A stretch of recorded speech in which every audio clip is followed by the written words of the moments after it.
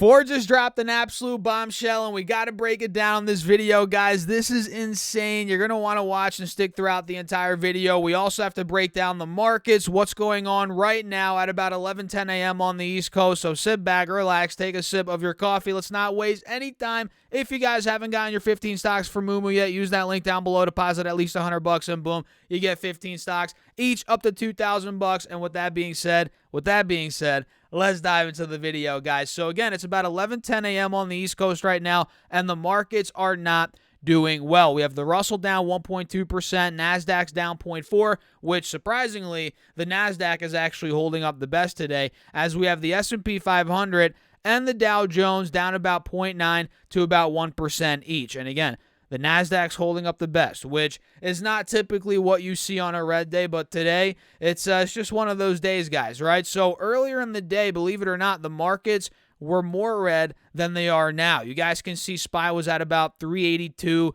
just about 30 minutes ago, roughly. Now it's at 385. It has come up just in the past 30 minutes about 0.5, 0.6%. And triple Q in the same time period, you guys can see, it has come up from about 288 to almost 290, about 0.7%. And does this change the overall technical picture right now?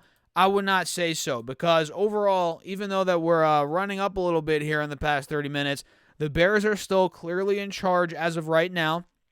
And one thing I'd say it's worth mentioning here is the fact that we do have a little bit of a wedge kind of starting to form as we are putting in a higher low as of now here in the very, very short term, based on what I'm seeing here on triple Q, and you'll see it here on SPY as well. Let's pull it up on SPY. So we are, in a little bit of a wedge, nothing crazy. I mean, look at this.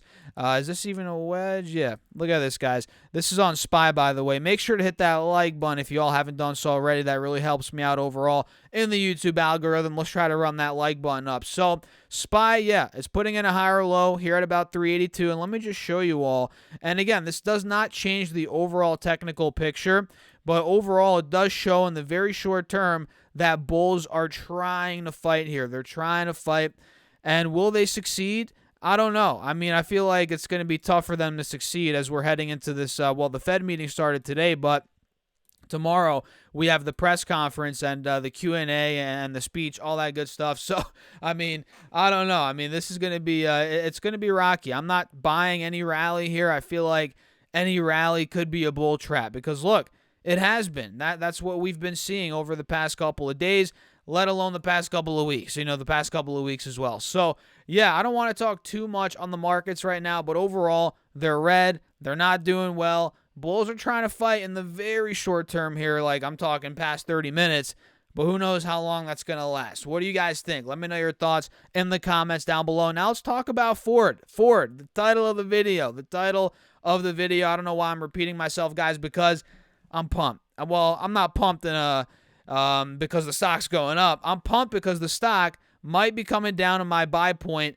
at some point now with this news, maybe in the next couple of weeks, months, who knows. It's still kind of far away from my buy point, but it's getting closer with today's move because right now as I'm making this video, guys, Ford is down 9.2%. It's down to about $13.50, and just a day or two ago, it was at $15 a share. I think yesterday it was at 15. So we're coming down a decent amount today. We're in the mid-13s, and overall, like I said, we're down 9% on the day. Now we got to be officially in a bear market. If we're looking at the highs from a couple weeks ago, middle of August, we were at what? 16 something? Yeah, 1670. Yeah, we're down about 20% over the past couple of weeks. We're officially in a bear market on Ford. So what in the world is going on with this company? Let's break it down a little bit in this video, guys. So right now we are seeing inflation, supply chain problems. That's hurting a lot of companies. And guess what?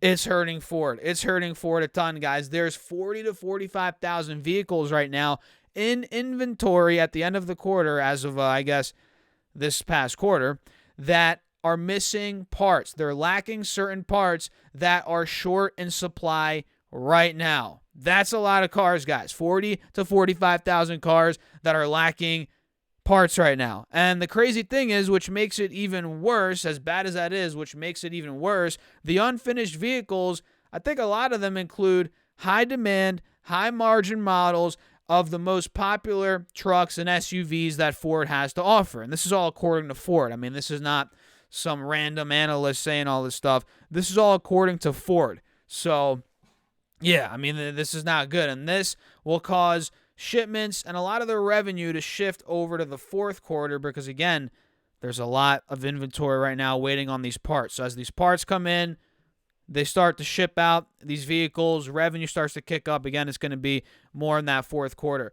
And who knows, maybe into the new year. And as of now, get this. This is crazy. I think they said that with recent inflation and with recent negotiations and everything going on right now, payments to suppliers, this is insane, will run about $1 billion, not 1 million. Well, 1 million is nothing for Ford. 1 billion, guys. That's a lot of money. $1 billion higher than expected for the quarter, guys. So thanks to inflation, everything going on, supply chain, they're still going to be paying $1 billion higher. That is unreal. So at this point, my price target on Ford, and I've said this before, it might be a little bit too conservative, but listen, with individual stocks, I talk about this all the time. When I'm looking at them for a long-term investment, I don't want to pay right at fair value. I want to pay a price that I think is undervalued and I have a margin of safety. So if I'm wrong, I'm not going to be that wrong to the point where I'm going to lose all my money. Maybe I still lose all my money, but the idea of a margin of safety is you have that built in, so if you're wrong, you're not going to do as bad as, let's say, if you were to just buy at fair value and then it were to go bad. In that case, you'd lose even more money, right? If that makes any sense. So, yeah, with a margin of safety, Ford, I like it at about the $8 to $9 range. And right now, we're in the 13, so we're still well off those lows. But who knows how these next couple months are going to be. Again, you heard it from Ford. They have a ton of vehicles in the just sitting there, lacking parts, and who knows how long this will actually last for. It might be longer than expected. Inflation might be worse for longer than expected. Supply chain problems, it might not solve in the next couple months. This thing might last a couple more quarters. So for that reason, Ford, the stock could come down to $10 again, in my opinion. I really do think it could. $10. Maybe even under that. So right now, I'm not just jumping on Ford, buying it.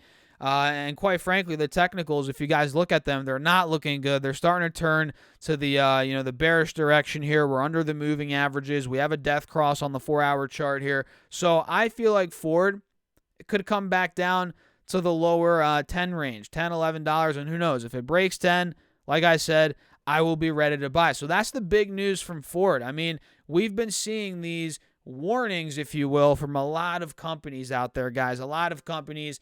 We got one from FedEx.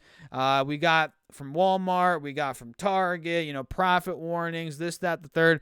And I feel like it's going to get worse before it gets better, at least based on what I'm seeing right now. There's not really a shift in sentiment yet. We're not really seeing a lot of these companies not having supply chain problems. They're still having these problems, and Ford is struggling, and a lot of companies are struggling. So what do you think? Let me know in the comments, guys. And if you haven't gotten your 15 stocks from Moomoo yet, use that link down below. Deposit at least $100, and you get 15 stocks each up to $2,000. And you could also get 12 stocks from Webull with any amount deposited. And just know, guys, all those links down below help out the channel, and I appreciate you all as always. Cheers to you guys out there watching. So how long are we in here? About 8 minutes, 9 minutes? Yeah, we have a couple more minutes here to maybe talk about one or two more stocks. So do you remember that I've been calling out Las Vegas Sands, guys?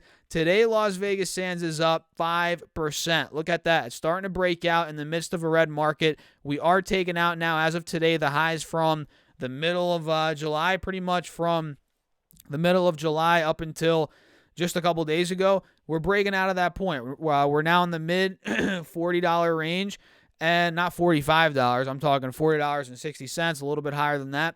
And it looks like we're breaking out. So I believe if this momentum continues on Las Vegas Sands, which it doesn't look like it's slowing down. In fact, the momentum looks like it's building up to the upside. we could be going to the mid-40s, I'd say, in the short term, followed by maybe $48, which we're not going to get there yet. We gotta be patient, but $48 is where the stock peaked in the middle of February, as you all can tell. So Las Vegas Sands, watching it very closely today, guys, overall.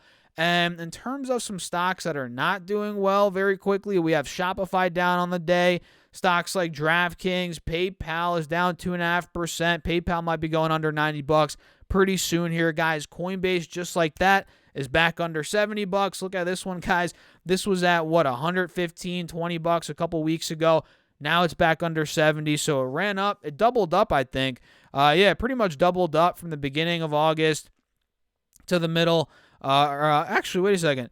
No, it just took a couple days to double up. That's the crazy part. It was from the beginning of August, literally the 2nd of August to the 4th of August. It doubled up in a couple days, and now it's pretty much split in half again. So the volatility in Coinbase is insane, and be careful with it. And we'll end off the video right here, guys, because what I'm seeing here is kind of a lopsided head and shoulders. Do you all see this?